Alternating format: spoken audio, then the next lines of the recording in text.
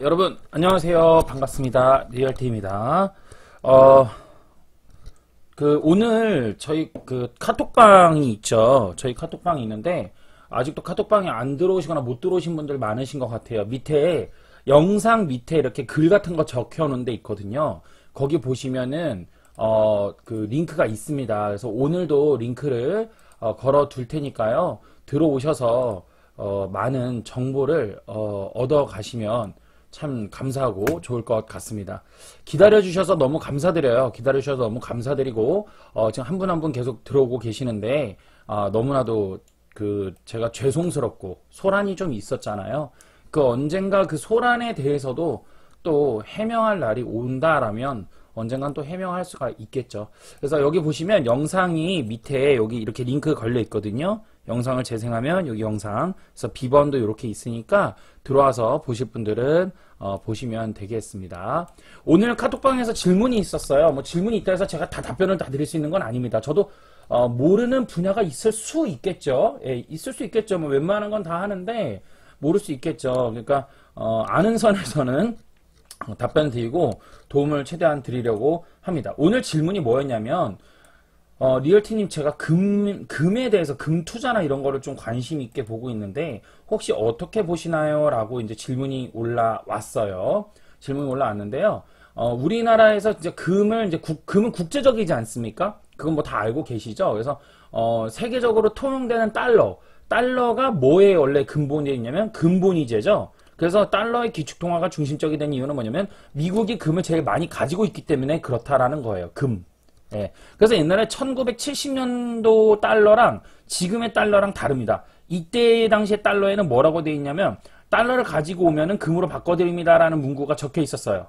달러에. 검색해서 한번 보시면 됩니다. 제가 뭐 질문 받았다 해가지고 가서 검색해서 공부하고 뭐 책 보고 이런 게 아니라 제가 지금 그럴 시간도 없어요. 예, 바쁜 사람이라서 그럴 시간도 없고 옛날에 제가 알고 있던 것들을 여러분에게 좀 나누는 것 뿐이니까 혹시 정보의 업데이트가 필요하다 이러시면 좀 더 검색해서 더 좋은 정보 찾아가시면서 보시는 것도 뭐 썩 나쁘지는 않겠지만요.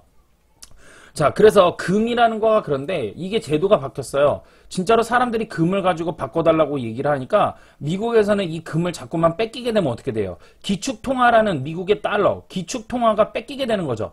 예를 들어서 가령 중국에서 금을 자꾸만 이제 미국의 달러를 갖고 와서 금으로 자꾸 바꿔가는 거예요. 그래서 금을 가지고 만약에 중국에서 제일 많이 보유하게 된다. 그러면 이제 미국은 금을 얼마나 갖고 있냐면 대략 통계적으로 이제 8,000톤이다 이렇게 말을 했단 말이에요. 한 10년 전만 해도. 예. 우리나라는 얼마냐면 15톤 뭐 이렇게 얘기를 했었어요. 그때만 해도. 이거 비교가 엄청나게 되죠. 그런 상태에서 중국이 만약에 금을 많이 가져갔다 이러면 뭐가 되는 거야? 중국이 기축통화 되는 거야. 끔찍한 거지. 중국이 기축통화 되는 거예요. 그러면 이제 막 영어로 하는 게 아니라 샬라샬라 해야 되는 거야. 중국말로 막 이제 거래해야 되고 그렇게 되는 거죠. 예, 그죠? 그래서 미국이 이제 그거를 싫어합니다. 예, 좀 뭐 나쁜 거죠. 미국이 사실은. 저 미국 좋아합니다만. 예, 그래서 1970년대 이후에 달러를 바꿔버립니다. 이 달러는 금과 같습니다. 라는 식으로 바꿔버리고 금을 보유해버립니다. 예. 그래서 이제 금이 이제 그래서 그렇게 되는 건데 제가 이 얘기를 왜 먼저 푸냐면 금에다가 투자를 하는 거에 있어서 금 투자를 왜 하죠? 돈 벌려고 하는 거예요. 돈 벌려고. 예. 그래서 돈 벌려고 하는 건데 금 투자는 많은 분들이 이렇게 생각하세요. 물가 상승의 해지가 된다. 이렇게 얘기를 해요. 그래서 저 학교 다닐 때인데 뭐 중학교 때인가 이제 뭐 기술과정 선생님이 계셨는데 뭐 기술과정 선생님이 뭐 아시겠어요? 경제학을 모르시죠? 근데 참 좋으신 선생님으로 기억 남는 분이 한 분 계시는데 그 선생님께서 뭐라고 말씀하셨냐면 나중에 너네가 커서 너네가 시집장가들 갈 거 아니냐. 그래서 결혼할 때 다이아몬드 이거 요만한 거 요 큐빗 요만한 거 얼마인 줄 아냐? 이거 3억이다. 그때 당신 3억, 지금은 5억 넘어요. 그래서 3억 정도 한다. 근데 이거를 다시 갖다 되팔려 그러면 그 정도 가치를 절대 못 받는다. 그러니까 그러지 말고 이거 가지고 그 돈 가지고 차라리 금 거북이를 사놔라. 그래가지고 사놨다가 나중에 살다가 혹시 힘든 일이 있으면 팔아서 처분해서 쓸 수 있게끔 해라. 왜? 금은 물가가 상승하는 거를 그대로 따라가기 때문이다. 라는 말씀을 해주셨던 기억이 나요. 되게 오래된 얘기인데 기억을 하거든요. 근데 이제 이거가 뭐 장기 곡선에서는 이제 그렇게 말을 해요. 그런데 이 장기라는 게 진짜 그 말은 이제 20년 장기 곡선 뭐 이런 거 말하는 거예요. 그러니까 금이라는 거는 계속해서 점진적 우상향을 한다 이런 얘기인데 그렇지 않습니다. 이것도. 그러니까 20년 동안 여기서 잡아가지고 이거 먹는 동안 남들은 뭐 100억을 일구고 1000억을 일구는데, 그죠? 그러니까 이게 좀 그렇지 않고요. 이제 경제학을 제가 이제 좀 경제를 공부하다 보니까 경제학이나 금융 쪽 공부를 하고 투자 공부를 많이 하다 보니까 그렇게 볼 게 아니라는 거죠. 그래서 많은 분들이 이제 거시경제학적으로는 또 어떻게 봅니까? 거시경제학적으로는 금 투자는 언제 한다 그래요? 그렇죠. 경기가 안 좋을 때, 좋을 때. 그렇죠. 경기가 안 좋을 때 금 투자를 한다. 또는 경기가 안 좋아지려고 할 때 한다. 이렇게 이야기를 하지 않습니까? 그렇죠? 근데 이거가 조금 이것도 모순이 있어요. 사실 실전에서는 그렇지도 않아요. 이 거시경제학을 아무데나 갖다 붙이는 게 아닙니다. 자, 그래서 금 차트를 가지고 왔어요. 금 차트 이거 누를 때마다 여기 이게 내려와서 이제 불편하네. 이거 설정해서 좀 바꾸는 법이 있었으면 좋겠네요. 그래서 가져왔는데 여기 보시면 2020년 8월 6일 날 정점을 찍었어요. 2020년 8월이니까 작년 1년이 더 됐네요. 그죠? 이미 금값이 세계적인 금값이 정점을 찍고 계속해서 하락 곡선으로 추세는 빠지는 추세였어요. 그러니까 정확히 말하면 빠지는 거는 올 4월 달까지 빠졌고 그 다음부터는 이제 박스권 형태로 이제 이어지는 형태가 이어지는 거죠. 여기서 그죠? 계속 왔다 갔다. 그렇기 때문에 여기에서는 사실은 어디로 간다라고 말씀드리기가 되게 부담스러운 자리예요. 얘가 앞으로요 떨어질 겁니다, 오를 겁니다 이렇게 말할 수 있는 자리가 되게 어려워요. 미지수의 자리다. 그래서 여기서는 박스권 돌파하는 것들을 지켜봐야 된다 라고 먼저 결론적으로 답은 드리고요. 그럼에도 불구하고 지금의 방향이 어느 방향이냐라고 한다면 어제 그저께 올라온 그 캔들이나 이런 위치나 이런 것들을 봐서 단기적으로 봤을 때는 일단은 매수의 신호일 수도 있다 라고 볼 수도 있다. 그러니까 지금 뭔가 딱 답이 여기 자리다 밑에 있는 자리에 이렇게 말하기 힘들다는 거예요. 이해되셨죠? 결론은. 그래서 금 투자를 만약에 하실 분들은 뭐 이걸 제가 어떤 좀 책임감 있게 이건 하셔도 좋아요. 뭐 좋을 것 같습니다. 이런 식으로 말씀을 추천을 못 드려요. 지금은. 아셨죠? 좀 분명히 말씀드렸고 다만 금에 대해서 투자를 어떻게 해야 되는지에 대해서 이제 좀 말씀을 드리면은요.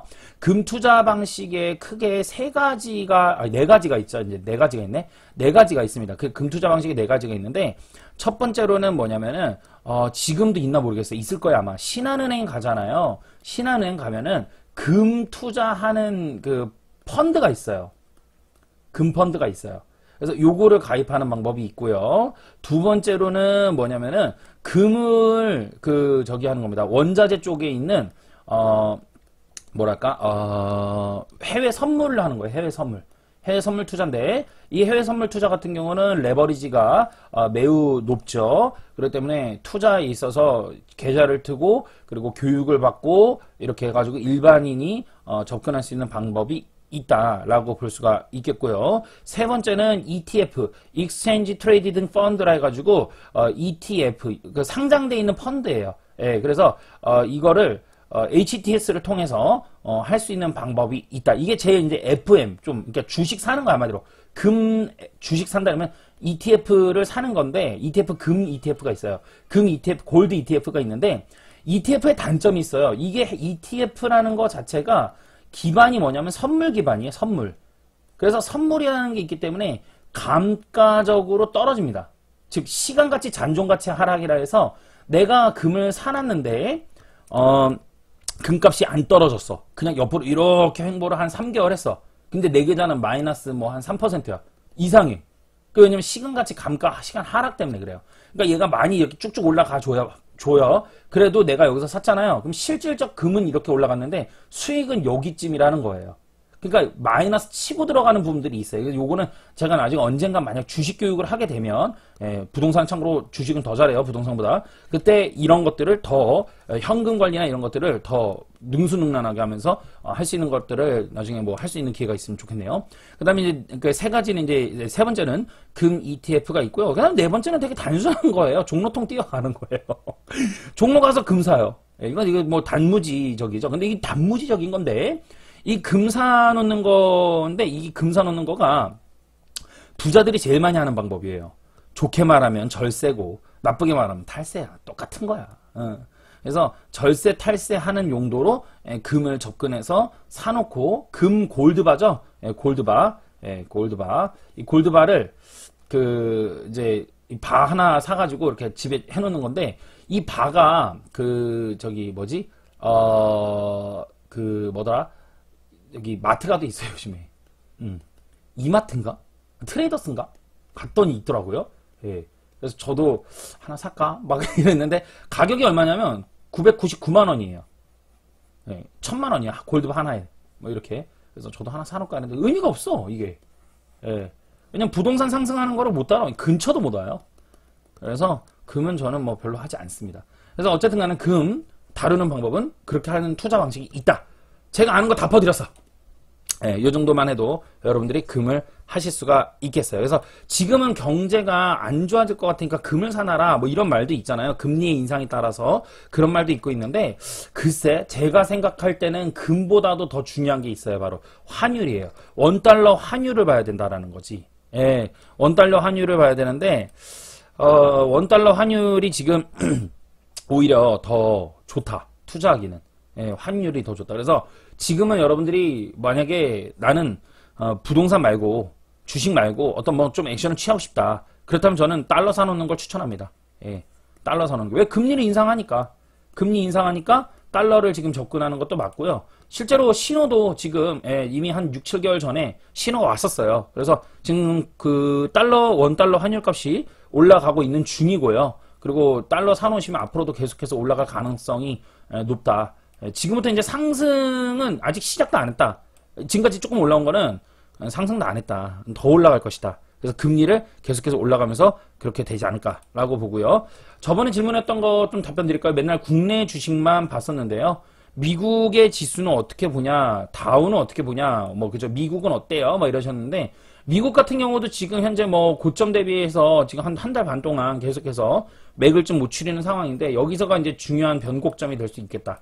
요번 달이 되게 좀 중요한 부분들이 될 수 있는데 그렇다 해서 만약에 미국이 무너졌다 해서 그냥 뭐 숨도 못 쉬겠고 와라락 무너지거나 이런 자리까지는 아니에요. 지금 급합니다. 무조건 던지세요. 이 정도까지는 아니고 다만 얘가 가든 안 가든 일단은 뭐 좀 숨고르기가 필요한 상황이다. 근데 한 번은 더 올라가지 않을까 싶어요. 그래서 S&P 즉 미국하고 우리나라하고는 좀 별개적으로 보는 것이 필요하다. 이렇게 말씀드렸고요. 나스닥 같은 경우 우리나라 코스닥 같은 원리죠. 맞지? 그래서 나스닥 같은 경우도 좀 올라왔는데 나스닥도 이제 좀 조정을 받아야 될 때가 오지 않았을까 보여지고 있습니다. 그래서 이런 식으로 여러분들이 투자를 해나가시면 되겠다.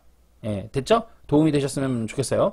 그 다음에 이제 뭐 내친 김에 한번 차트 킨 김에 한번 국내 주식도 오랜만에 한번 볼까요? 뭐 쳐다도 안 보니까 아예. 그래서 삼선도가 켜져 있는데 여기 삼선 전환도는 이제 세 번의 그 캔을 합해가지고 산출을 하는 방식이에요.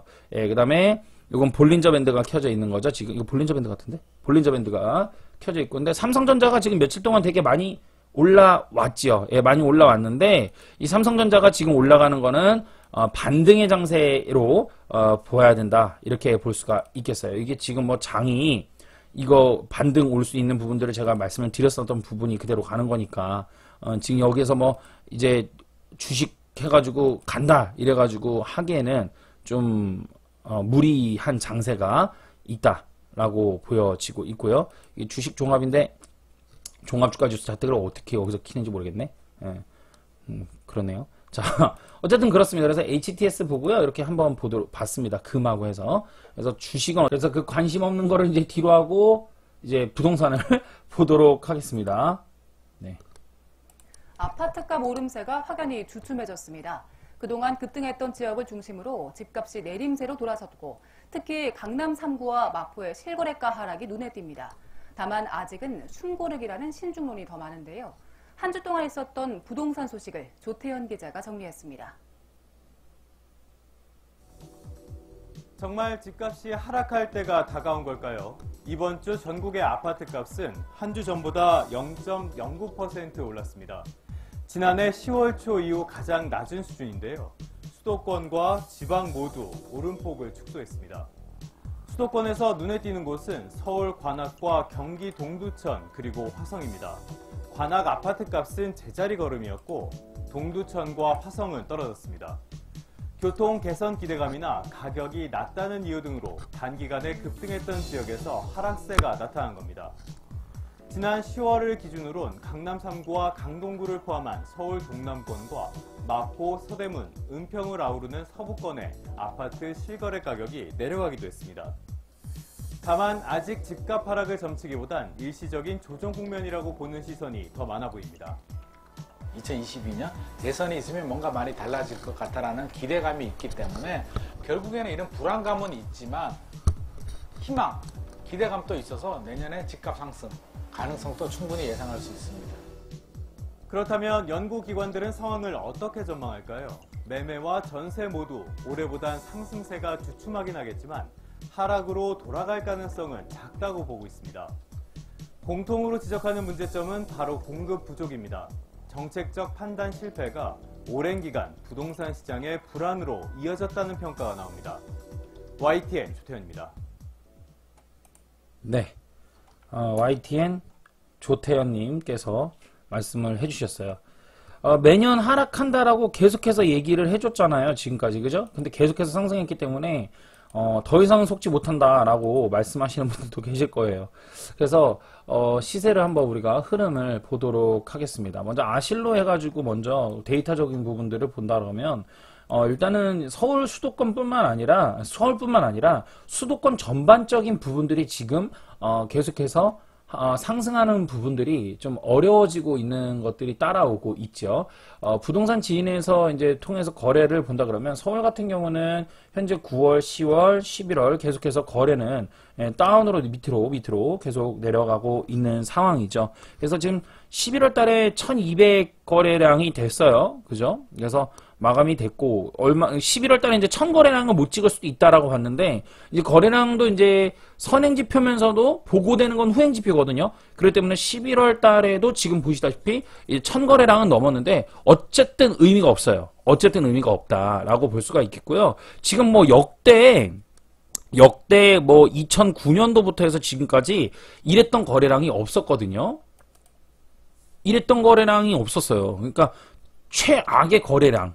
그만큼 최고 높은 지금 현재 시세다라고 볼 수가 있겠죠. 예, 그래서 지금 현재는 가격이 매우 불안정하고 어려운 장세다라고 볼 수가 있겠고요. 사이드 넘어가서 경기도도 한번 보도록 할게요. 경기도라 해서 이렇게 사실 묶어서 또 봐서는 안 됩니다. 경기도는요, 경기 남북으로 나눠지죠. 그래서 경기 북부냐, 경기 남부냐, 이런 것도 이제 우리가 따져봐야 되고요. 또한 경기도라 해도 서울 인근에 있는 이 주변들과 또 3도심에 있는 외곽들, 이건 또 다르게 봐야 되는 부분들이 되기 때문이죠. 예, 그리고 정말로 밀집도에 있는 곳들이 그렇게 되느냐라는 것들도 함께 봐야 되는데요. 경기도 같은 경우는 이제 많은 전문가분들이 이제 하는 얘기가 서울에 있는 아파트가 CTOCL, 그러니까 헬리오시티?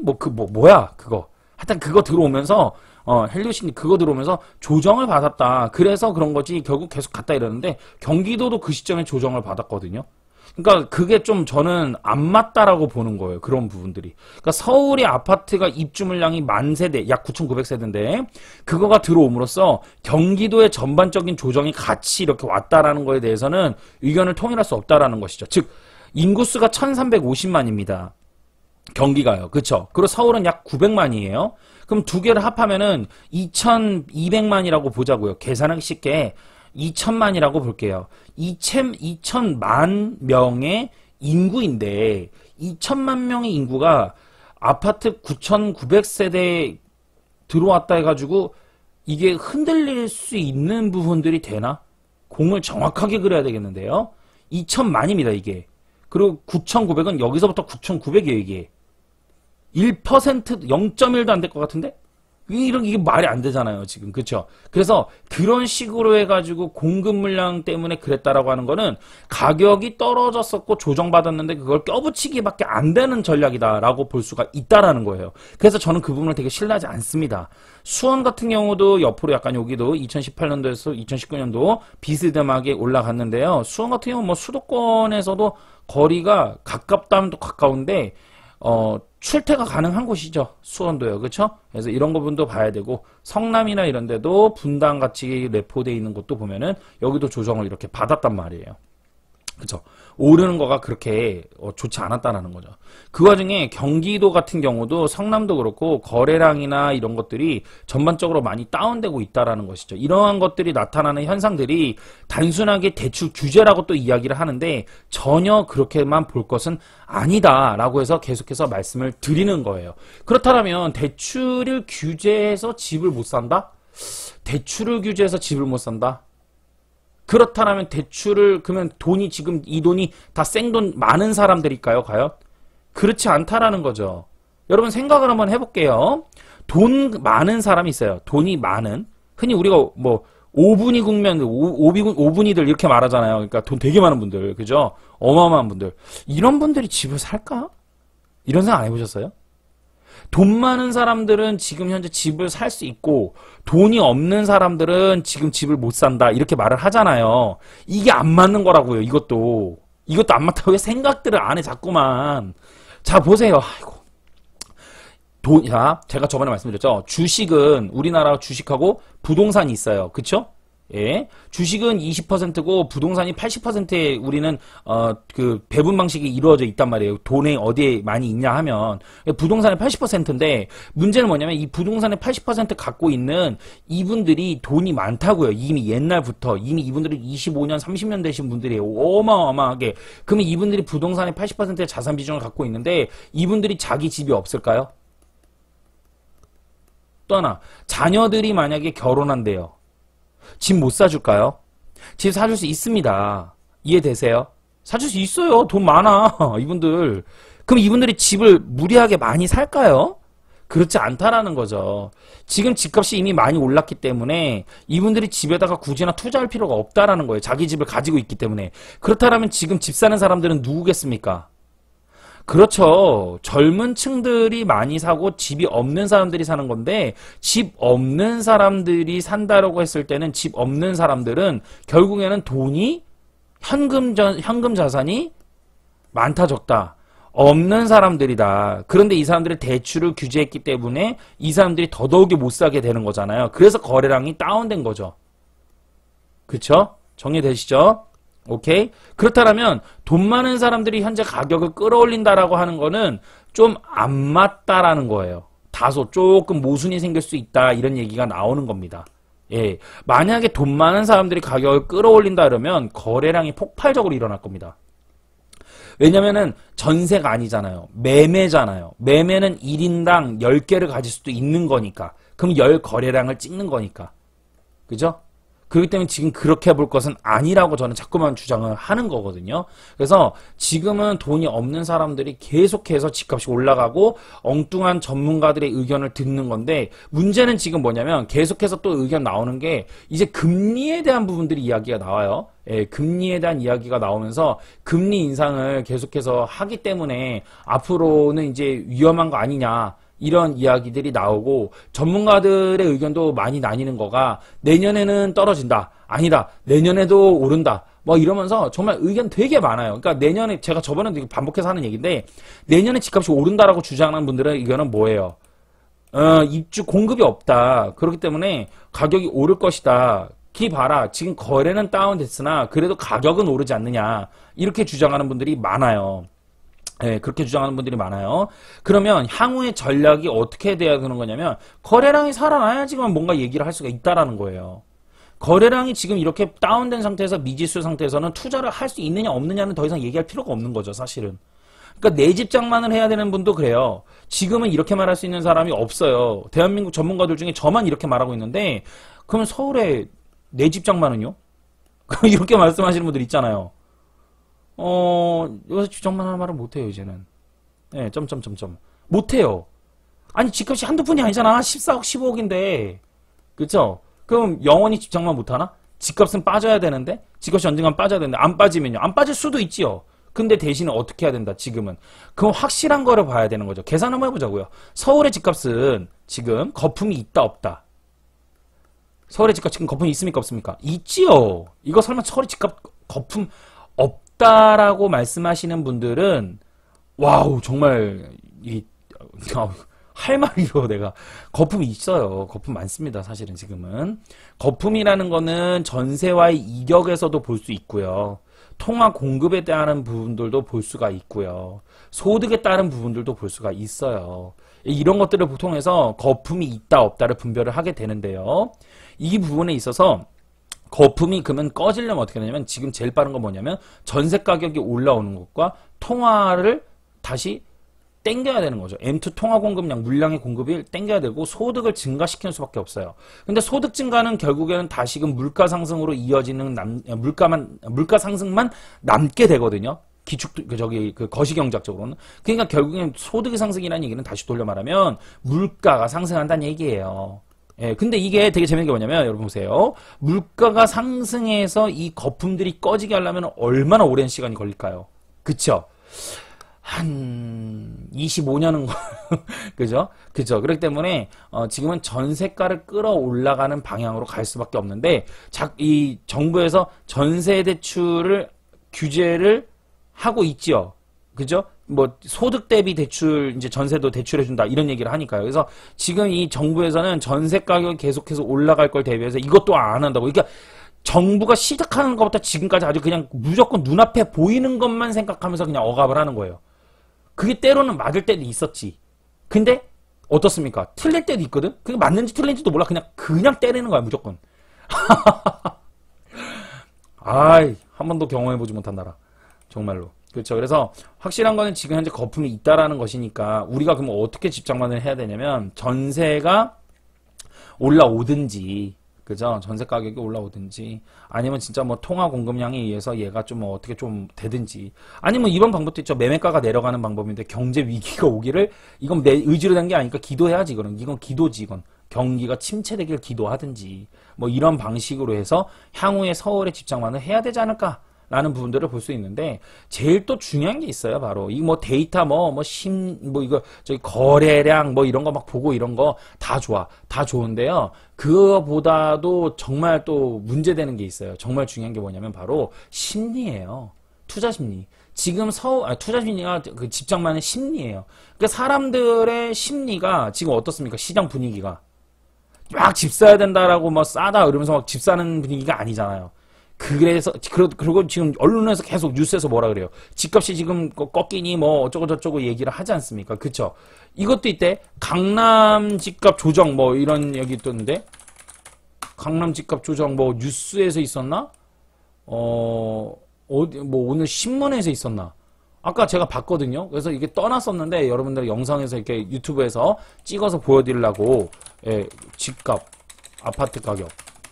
근데 이게 제가 아까 실수로 꺼버렸어요. 다 준비해놓고 이 영상을 찍으려고 오늘은 요걸 가지고 여러분들한테 함께 나눠드려야겠다. 뭐 이렇게 준비를 다 해놨는데 바보같이 그냥 다 꺼버렸어. 헐. 예. 그래서 강남이 이건가? 제목이 이게 아닌 것 같은데 이거 같기도 하고요. 예. 그리고 강남 3구 해가지고 마용성 그죠? 예. 그래가지고 몸값 낮춘 급매 등장, 집값 변곡점이냐, 일시적인 조정이냐 이렇게 이제 얘기가 나오는데 이거 디테일하게 봐야 되겠지만 급매라는 건 없습니다. 여러분 분명히 말씀드리는데 한국도 부동산원이야 맨날. 급매라는 건 없습니다. 급매라는 건 없어요. 예, 급매라는 건 없다. 참고로 초급매 없어요. 그만큼 싸진 것 뿐이에요. 이거 너무 흡사한 게 뭔지 아세요? 세종시도 이랬어. 불과 4개월, 5개월, 6개월, 4, 5개월, 4, 5개월도 안 갔어. 무슨 4, 5개월이야. 3개월 전에 이거 세종시도 이랬어요. 초급매 등장! 뭐 이러면서 막 말도 안 돼. 초급매라고 막. 부동산 전화하면 초급매 하나 나온 건데 내가 알려줄게. 이거 세댁을 위한 거야. 언제 봤다고 나를 위한데. 본인이 사지. 그쵸? 그러니까 이게 말이 안 돼. 그러니까 급매라는 거는 지금 장세는 있을 수가 없어요. 그건 리얼티 교육을 받으면 나온다. 보면 될 것 같아요. 여러분 이거 옆에 이런 거 저 안 봅니다. 이거 뭐야 진짜 이거 속옷 광고 이런 거 안 봐요. 저 이런 사람 아닙니다. 갑자기 왜 나오지? 김치도 안 봤어요. 제가 이런 거 안 봤잖아. 이런 거 제가 안 봤는데 막 뜨는 거 왜 임플란트는 안 해. 지금 치아 멀쩡합니다. 문정부가 쌓아올린 집값 바벨탑 강남부터 무너지나 이달 들어서 서울 관악구와 경기 동두천 그리고 화성시 등 수도권 일대에서 집값 상승세가 눈에 띄게 둔화되면서 가격 하락 조짐이 나타나고 있다. 이렇게 하면서 얘기가 나오고 있는 거죠. 그래서 서울 평균을 밑돌면서 광진, 도보, 금천구, 성동구, 노원구, 마포구, 영등포구 등지는 평균을 밑돌면서 이렇게 보합에 가까워졌다. 그래서 오름폭이 점점 줄고 있다라고 이제 얘기를 하는 것이죠. 그쵸?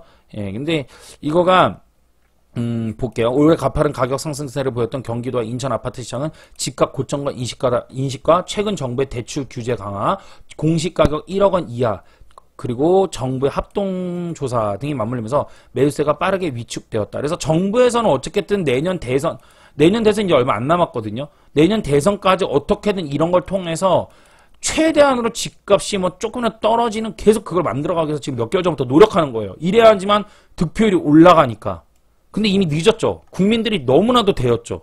그쵸? 그렇기 때문에 쉽지 않다라고 볼 수 있겠고요. 문정부 들어서 집값이 급등한 것 때문에 민심은 회복 불능 상태다. 나오네. 그렇죠. 이 기자가 뭐 쓰기 나름이지만 이거 다들 공감하실 거 아닙니까?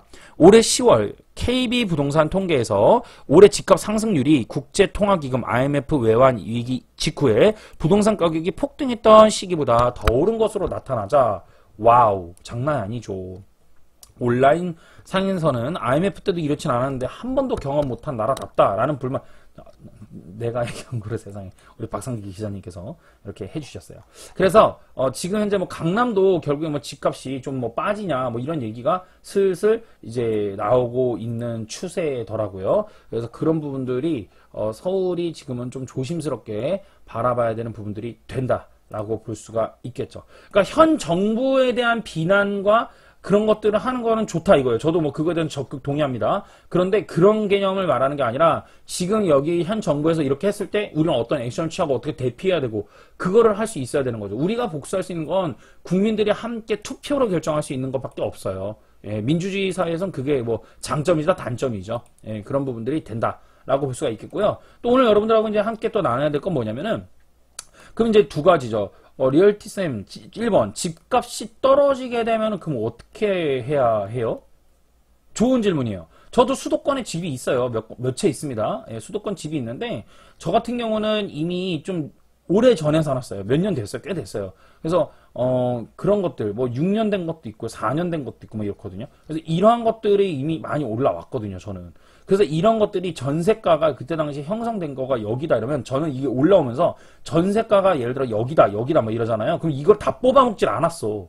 저는 그냥 뭐 조금만 이렇게 이 정도 진짜 아주 살짝만 뭐 예를 들어 6천만 원 올랐다 이러면은 저는 그냥 한 1,500만 원만 주세요. 뭐 이렇게. 그래서 지금 그런 거를 몇 번 하니까 이게 저는 전세와 매매의 이격이 엄청 커요. 저는. 애초에 리스크 대비가 엄청났던 거죠. 그러니까 저는 지금 평균 전세가가 여기인데 저는 전세가가 여기 있는 게 한두 개가 아니에요.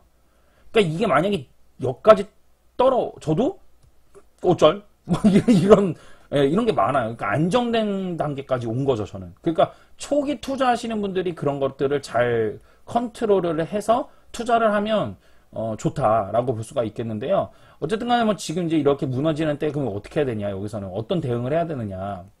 제가 왜 제 얘기를 했냐, 자랑이 아니라 저는 앞으로 어떻게 할 거냐, 그걸 얘기하기 위해서거든요. 저는 간단해요. 이제 22년에 만기 또 찾아오는 것들이 이제 슬슬 있거든요. 21년 만기 돌아오는 거는 벌써 뭐 다 회수할 건 회수하고 쭉쭉쭉 준비해 놨고요. 22년에 저의 그 전략은 저는 월세 받을 겁니다. 예. 반전세로 다 전환시켜 버릴 거예요. 이게 제 전략입니다. 그러니까 전세금을 뽑아 먹어도 되는데 전세 가격이 하락할 수도 있는 요인이 혹여라도 되지 않을까라는 생각도 해요. 왜냐면 지금 전세가는 어쩔 때 빠지냐면은 물량이 과다할 때 빠져요. 사실. 물량 과다할 때. 상식선에 알고 있는 뭐? 입주. 그렇죠. 물량 많으면, 공급 많으면 그때 빠지는 게 이제 전세 가격이거든요. 근데 그렇게만 볼 건 아니라는 거예요. 전세가 빠지는 게 꼭 그렇지만도 않아요. 예, 물량 금리 상승시켜 버리잖아요. 전세가가 흔들릴 수밖에 없어요. 반면 월세 정산은 또 되거든요. 근데 지금 금리 인상시키고 있습니까 없습니까? 벌써 7% 얘기 나왔대 벌써. 하여간 빨라. 민족성은 되게 빨라. 내년에 7%인데 근데 이 이금융은 이겠지 뭐. 이금융에다가 이금융도 7% 없어 지금. 뭐 사행성 뭐 어디 3금융이야. 하여튼 뭐 그런 말도 안 되는 거고 이건 좀 몇 개만 그런 거 가지고 이제 좀 그 한 거고 언론이 그런 거고요. 진짜 월세로 전환하려고 해요. 저는요. 그렇다고 해서 여러분들 리얼티님이 월세 전략을 알려줬으니까 나도 그러면 반전세 월세 해야겠네 이러면 안 된다고. 저는 제가 여기서 전제를 깔아드린 게 뭡니까? 저는 전세를 옛날에 세팅을 이미 해놔서 전세 가격이 여기인데도 불구하고 저는 이 정도다 이렇게 말씀을 드렸잖아요. 그쵸? 전 빼먹을 게 많아요. 이걸 월세로 전환한다는 거예요. 저는. 그러니까 얘가 하락을 해도 이렇게 해가지고 뭐 예를 들어 이렇게 됐거나 얘는 또 뭐 평행해서 이렇게 가거나 또는 얘는 이렇게 갈 수도 있겠죠. 완만하게. 그 얘가 올라올 때까지 기다리던가. 그래도 저는 상관이 없는 거죠. 안정적인 거니까. 그죠? 이런 전략으로 저는 월세를 갈 건데 혹여라도 갭 투자를 이제 막 하거나 뭐 이런 분들은 되게 힘들 수 있어요. 심적으로. 예. 그래도 불구하고 너무 상심하지 마세요. 왜냐? 2019년에도 그랬어. 2019년에도요. 뭐 누구라고 말 안 할게요. 어느 전문가분이 유튜브 나와가지고 이제는 뭔가 투자를 하는 사람들은 좀 힘들죠. 지금까지 투자한 사람들은 괜찮지만 이런 얘기 했거든요. 무슨 얘기야? 이때부터 투자한 사람 지금까지 해가지고 2년 만에 얼마나 벌었는데 내가 아는 분만 해도 20억을 벌었어 지금 2년 만에 여기서부터 여기까지. 예, 엄청나죠? 그러니까 이게 항상 지금이 빠를 때야.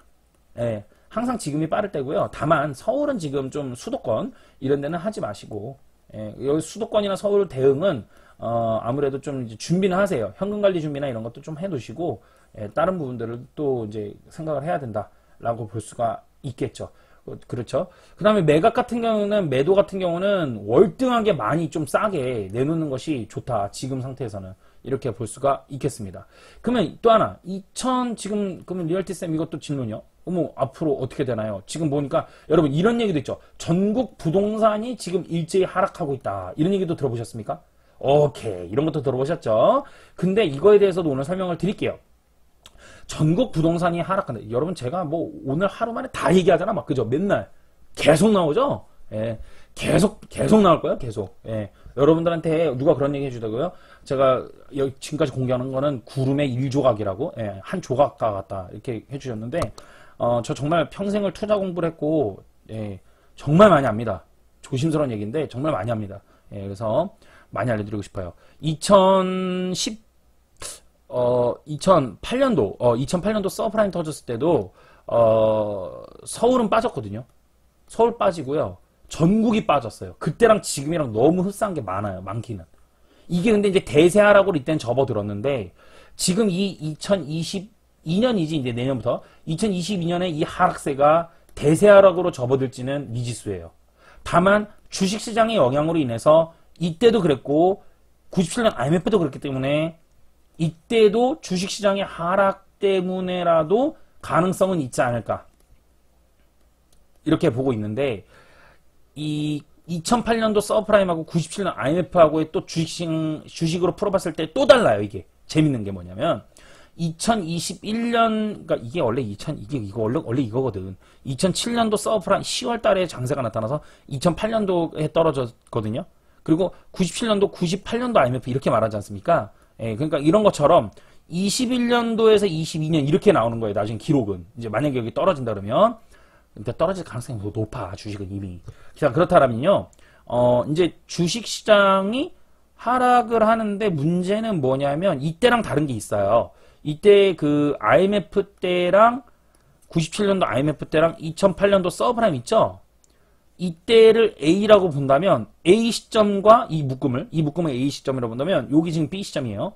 A 시점과 B 시점이 다른 게 있어요. 분명히. A 시점은 주식시장에서 대세 1차적인 폭락이 왔어요. 대세 1차 폭락으로서 하락폭이 컸어요. 1차에서. 근데 여기는 1차 파동선에서 대세 하락의 폭락이 없었어요. 지금까지는. 1차 하락은 끝났거든요. 이제 반등을 올라가는 장세일 수 있어요. 이게 반등 쳤다가 이제 내리 꽂았거든요. 그런데 이거가 차이가 있어요. 지금. 요 차이는 있습니다. 그렇기 때문에 이거가 시장으로 반영될지 부분은 조금 미지수예요. 그래서 저도 그런 면에서는 서울이 상승은 멈췄고 보합세 내지 비스듬히 하락할 수 있는 부분들은 열려둘 수 있어요. 그런 부분들이 있을 수 있는데 글쎄요. 금리를 계속해서 인상시키고 외국인들 팔고 나가는 거나 이런 거 봐서는 모르죠. 또 하나는 뭐냐면 97년 IMF는 아시겠지만 동남아 전체에 온 쓰나미입니다. 우리나라만 온 게 아니고요. 2008년도는 이게 사이즈가 큰 이유가 미국이 그 흔들렸기 때문이죠. 다우가 그죠? 다우 지수가 흔들렸기 때문인데요. 여기랑 또 다른 게 뭡니까? A와 다른 거는 뭐냐면 다른 나라는 멀쩡한 나라가 많아요. 다른 나라는 멀쩡한데 특히 미국이 멀쩡하면 끝난 거거든. 미국은 멀쩡한데 우리나라만 지금 신호가 오고 있다는 거예요. 이게 관건이죠. 그러니까 미국이 금리를 인상함으로써 우리나라도 인상을 하는데 이게 다른 거야. 이게 정말 무서운 게 뭐냐면 미국은 예를 들어서 이거 뭐라고 설명해야 되지? 미국은 5,000원에서 금리를 인상을 하는데요. 우리나라는 뭐냐면은 우리나라는 3,000원에서 금리 인상을 해버리는 거죠. 그렇죠. 미국은 5,000원의 강도가 세서 5,000원까지 올라간 거예요. 우리나라는 이게 물론 그러니까 미국이 당연히 세잖아요. 그 얘기하는 게 아니잖아요. 지금 이해되시죠?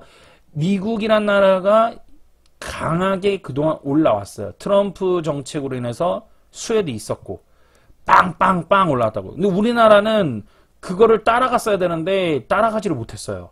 국제적 왕따를 당했잖아요. 다들 단체 사진 찍으러 가면 중국에다가 맨날 중국 가서 국수 먹고 온 거 기억하죠? 그거 보통 얘기 아니에요. 보통 얘기 아니에요. 그게 중국 가서 국수 먹었다는 게 경제가 그 안에 다 담겨져 있고 국제 문화 사회 가격이 있어요. 그 일본과 미국이 손잡고선 같이 골프 치면서 수조 원이 왔다 갔다 하는 동안 이게 빵빵빵 성장하는데 우리나라는 그게 아니었던 거예요. 이렇게 성장을 시켜놨으면 지금 금리 인상해도 얘네랑 똑같이 별로 흔들림이 없었다고.